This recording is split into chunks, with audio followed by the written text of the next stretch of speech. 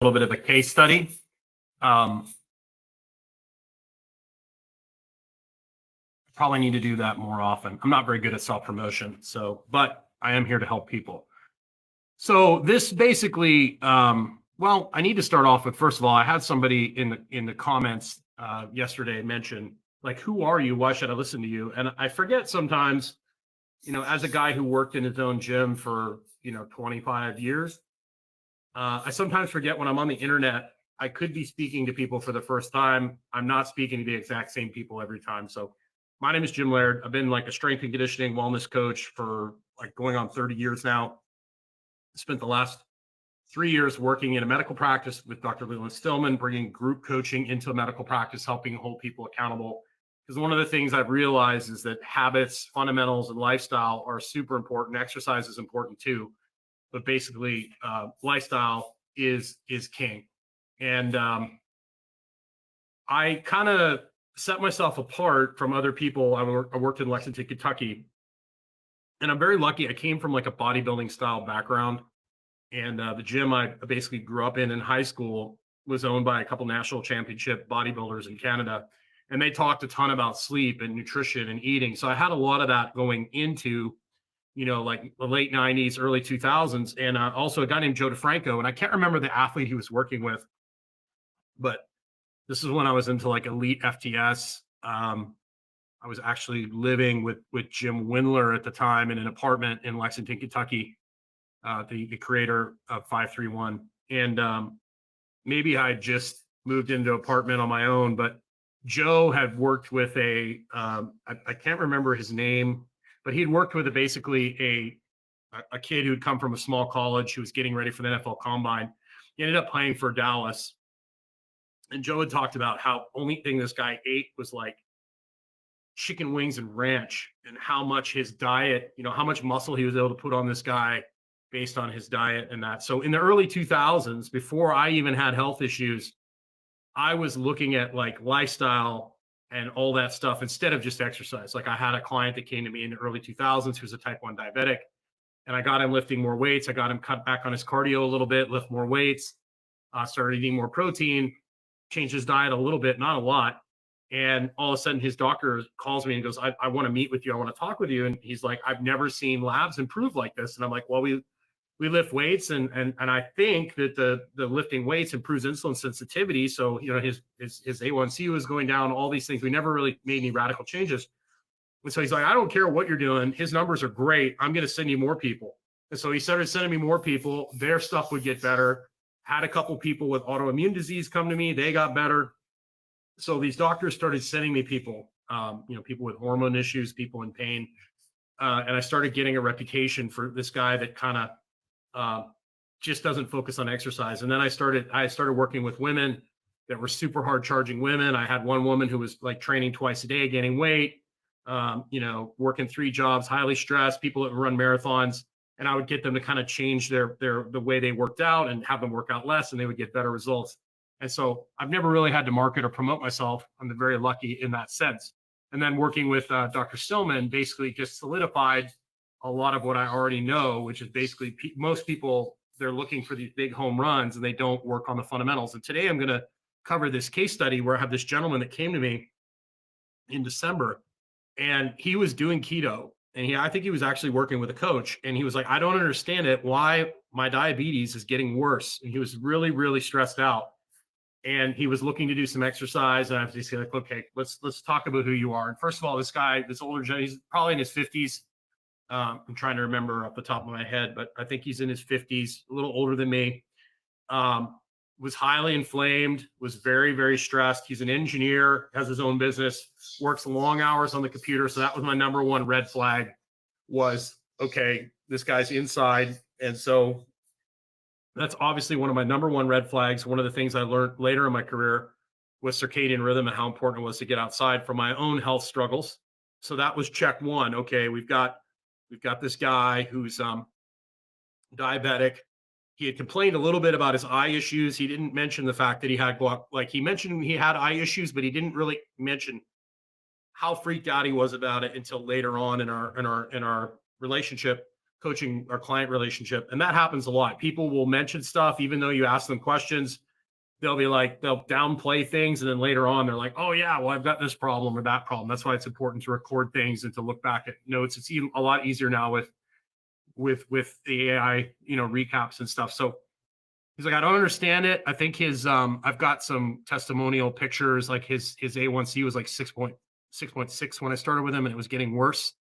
And so he was on a high fat carnivore keto diet. And we started asking questions, and he's like, well, what surgeries have you had? He was like, well, I had my gallbladder removed. And all of a sudden, ding, ding, ding, things start like going off in my head. I think I learned this from like Rob Wolf, or maybe Paul Chek. Both those guys have had a huge influence on me. And Rob talked about how he'd see people with no gallbladders, and they would just be in a horrible case. They're trying to lose body fat or trying to improve their health, and they're just like, they can't get any traction because they can't absorb any fat. And I started putting these things together. We got this guy who's under a lot of stress. He's working a ton, and keto, I think it's a great tool. I think you can use it. I don't think most people do well on it long term. If you like it, great. I like rotating things in and out. I think keto is great for the wintertime. I think it lines up more for wintertime. I think it's good for short periods of time to kind of act as a reset, but most people I see don't particularly do well on it long term. People, when they get leaner, maybe adding some carbs in after workout, but that's a totally different discussion. It's individual. You can obviously make just about anything work for most people, particularly if their circadian rhythm is in order. But when you don't have a gallbladder, high fat keto is not a good option, right? So basically, he doesn't have a gallbladder. Gallbladder produces bile. Bile helps break down fat. Bile also is a huge detox mechanism for the body. So not only is he not breaking down fat, he's not detoxifying as well. He doesn't have that option. So that's causing a ton of inflammation. He's eating all this fat, and his body is basically on fire.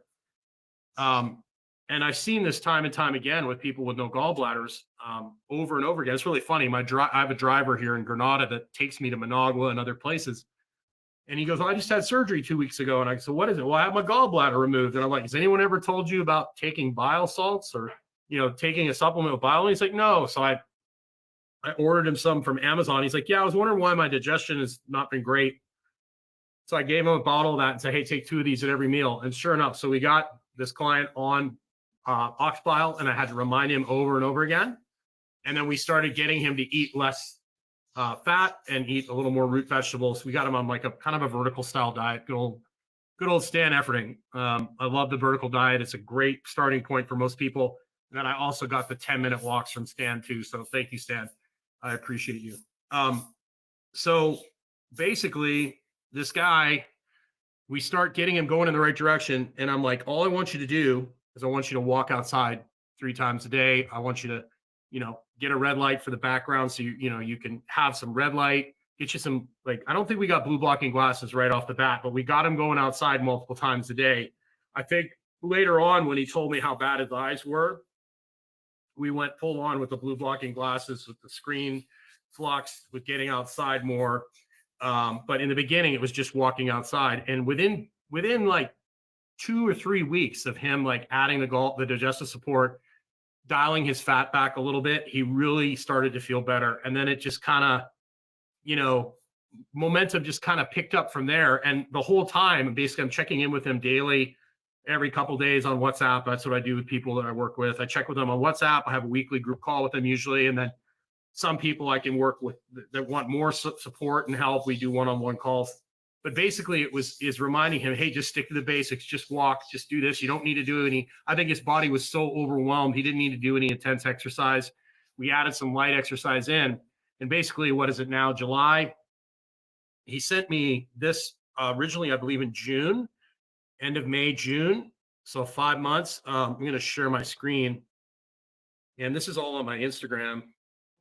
I'm horrible at self-promotion. I hate marketing too, by the way, just so you know. I really just like coaching people. I really wish I didn't have to market.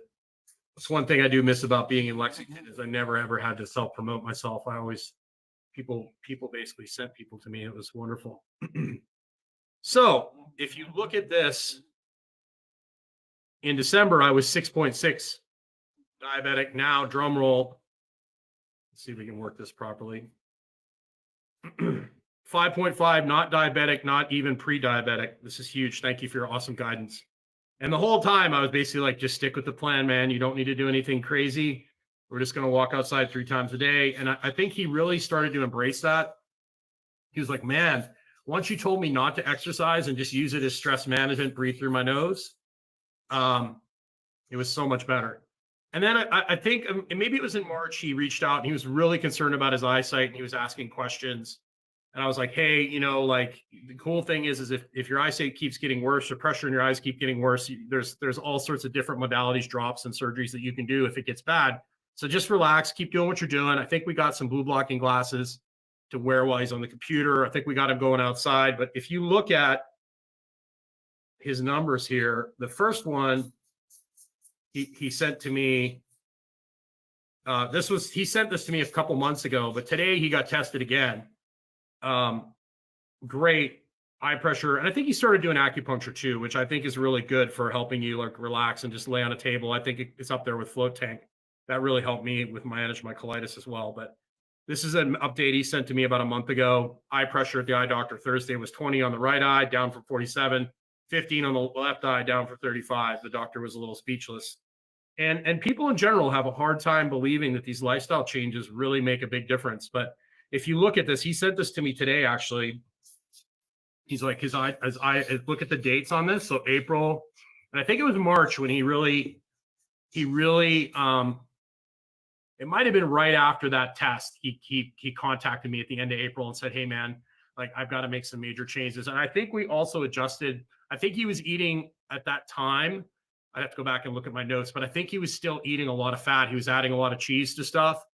And I just was like, hey, like you can't be doing that even with the digestive support. Like you need to be eating lean meats and root vegetables.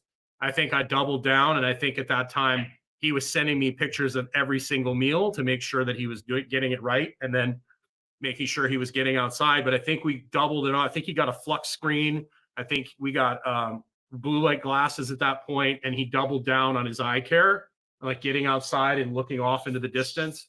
And look at the difference. Like, and I think it's really important to notice here, like, okay, so we got 47-29, 35-21, 25-14. And then we improved on the one eye, but on the other eye, we got a little worse, like 1 point worse. And then all of a sudden it got worse on both eyes. And then all of a sudden it got better. Right? It's not the best it's been on the left eye, but it's far from the worst. So I think it's interesting to see how like things fluctuate, numbers fluctuate, weight fluctuates, and your body like needs time to adjust to things. So this guy's doing well. We continue to check in on a regular basis, but I've seen this time and time again. People either using like exercise that's actually making them worse, or they're eating a diet that just isn't working for them, or their lifestyle, like they're inside too much, so I mean, it's like trying to chop a tree down with a baseball bat. I also was watching, I was looking at Instagram. I think it was Instagram earlier today, and John Welborn, the great former NFL offensive lineman, power athlete, shared a video about 2 lumberjacks. And I love John's quote about shoveling piles of dirt. You got your NFL training camp, you got a big pile of dirt, and it's just like every day you just go and like some days are 2 shovelfuls, some days are a teaspoon. You just keep moving that dirt. And that's what it's all about. You do what you have to do every day. And some days you're going to do a lot, some days you're going to do a little, but you just do what you can. Well, he talks about these 2 lumberjacks that work the exact same hours. They show up at the same time, they go home at the same time, but one guy leaves for an hour and he always comes back and he cuts way more wood than the other guy, even though the other guy worked the entire time through. And he finally asks the guy, like, what do you do when you leave that makes you cut so much more wood? He goes, I sharpen my axe. Right? So you want to make sure you're using the right tool for the job. Like I worked with a lady who was working 3 jobs. She, 3 kids, was gaining weight, was doing high intensity cardio, conditioning classes, working out twice a day, gaining weight. And I was like, hey, look, you need to rest more. You need to sleep. You need to make that a priority. You need to work on lifting weights and not doing so much cardio, work on resting and sleeping. Sure enough, her transformation is incredible. People that are running marathons and they're actually getting fatter because, The more you run, the more you eat, you know? So it's like getting women to get away from running marathons. If they want to run a marathon, great. But if they're trying to change their body composition, not the greatest choice. So getting people to pick the right activity or the right diet or the right lifestyle for what their goal is, performance wise too. Like, I've had many of my athletes were athletes that got hurt in the weight room. They had a hard time managing their intensity. So teaching them like, okay, we need to work out hard enough to adapt to and drive the change that we're trying to adapt, but not so hard that we injure yourself. Because if you injure yourself training, then you can't play, and if you can't play it's no good. So it's always better, especially with high level athletes, like great force producers, to do a little less so they can actually compete. You don't want to get them injured. Your number one job as a strength coach is to do no harm so they can go play in the game. So I hope you enjoyed this case study. I think a lot of people kind of poo poo the basics and the fundamentals. My 5 fundamentals are: walk outside 3 times a day, get your circadian rhythm in order, manages your blood sugar, fixes your sleep, eat a protein at every meal, get the lights off at night, drink high quality water, preferably spring water, get social connection. That's the foundation. Most people don't even have 2 of those down. And then they're searching for, I've worked with people that are on TRT, thousands of dollars worth of peptides. They're doing all sorts of crazy, fancy programs. And until we, pull them back a little bit, simplify things, work on managing stress, getting them doing the walks, they don't see full results because they don't have that foundation. They're building their house on tools instead of on the foundation. Start with the foundation. And then if you want to try some tools, great. But if you build your foundation on tools, you're going to end up spending thousands of dollars a month on different products. And eventually you're going to run out of therapeutic runway. So if you need some help, getting you straightened out, if you're struggling, if you need some accountability, if you need someone to look at what you're doing and make some suggestions or help guide you, be happy to do that. Feel free to reach out with me. You can go to Vitality Brotherhood. You can access the Brotherhood and Sisterhood community. You can join those and reach out on DM. If this is YouTube, you can always just drop me a message below. Reach me on Instagram, Jim Laird, GYMLAIRD. That's from my old gym days. I named my gym after myself. Never do that. Not great when you go to sell it. So you can direct message me on Instagram. I'd be happy to chat with you. If you go to Vitality Brotherhood, the website, on the top right corner, there's a recommended products page. You hit that, you'll see a link to book a call with me. You can go there, book a discovery call. I'd be happy to talk to you about what I can do to kind of sort through your issue and give you some advice on what you're trying to do. Because I'm not a medical doctor, but I do help with lifestyle interventions, which do improve the overall health and wellness of people. And I will say, if you are struggling with a health issue, whatever autoimmune disease or whatever it is, the most important thing you can do, and I learned this, in the medical practice and working with Dr. Stillman, one of the most important things you can do is focus on your wellness, not your illness. So have yourself a great day. Make sure you take the time to get outside.